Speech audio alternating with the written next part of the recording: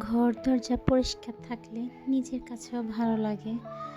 যখন দেখি একটু ময়লা হচ্ছে বা কোনো কাঠের জিনিসপত্রের মধ্যে তখন কেমন জানি লাগে।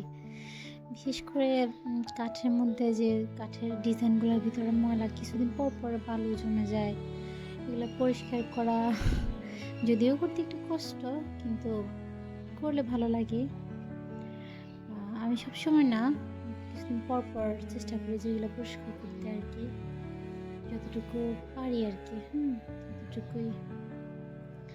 আসলে সবসময় তো আর শরীরও ভালো থাকে না বা সবসময় তো সময় পাওয়া যায় না। তো এগুলা বেশিরভাগ শুক্রবার দিনেই করা হয় আরকি। শুক্রবার যখন বাচ্চার মাদ্রাসা থাকে না বা নিজের কোনো ঝামেলা থাকে না কাজের, তখন আরকি। এই তো দেখি কতটুকু করতে পারি আজকে। আসলে আমরা মেয়েরা নিজের যেভাবে যত্ন নিই, আমাদের সংসারের প্রতি আমাদের ওইরকম একটা কাজ করে যে ঘর পরিষ্কার রাখা, ফার্নিচার পরিষ্কার রাখা। মনে হয় যে ঘর যখনও পরিষ্কার থাকে তখন কেমন, কেমন জানি এক ধরনের লাগে। তখন ভালো লাগে না আরকি। এই তো এক খাট মুছে আসলাম, এখন এটা পরিষ্কার করতেছি। এটা একটা খাট আরকি। দেখি কতটুকু করতে পারি। আসলে অনেকে অনেক সুন্দর করে ঘর গোছাতে পারে বা সাজাতে পারে। আমি এখনো ওরকম পারি না, বাট চেষ্টা করতেছি যে মানে সুন্দর করে ঘর সাজানোর বা ঘর পরিষ্কার রাখার, এই যে ফার্নিচারগুলো মুছে মাছে রাখার।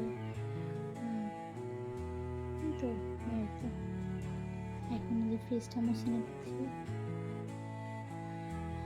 ফ্রিজে কয়েকদিন পর পরই মোছা লাগে, কারণ ময়লা বসে যায়, বুঝতে পারি না কি কারণে প্রচুর ময়লা বসে করতে আসে।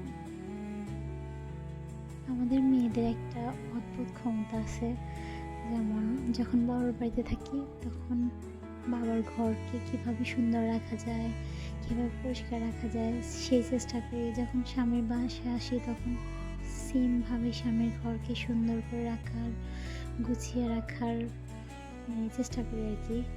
আসলেই আমি অন্যদের কথা জানি না, তবে আমি নিজের কথা বলি আরকি, যে কিছুদিন এক জায়গায় থাকলে আমার ওই জায়গাটা খুবই আপন, আপন লাগে। আর চেষ্টা করি ওই জায়গা পরিষ্কার রাখতে আরকি। এই তো স্ট্যান্ডটা মুছে নিতেছি। ফিলের স্ট্যান্ড আরকি।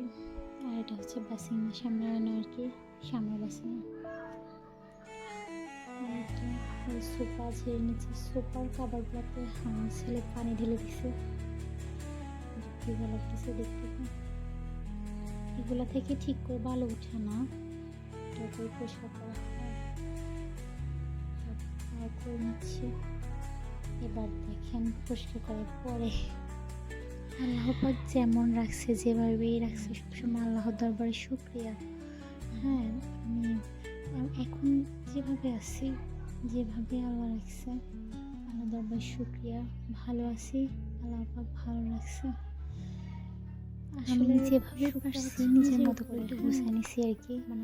অনেক আপুদেরকে দেখি অনেক সুন্দর করে ঘর গোছায়, অনেক ডেকোরেশন করে ঘরের মধ্যে।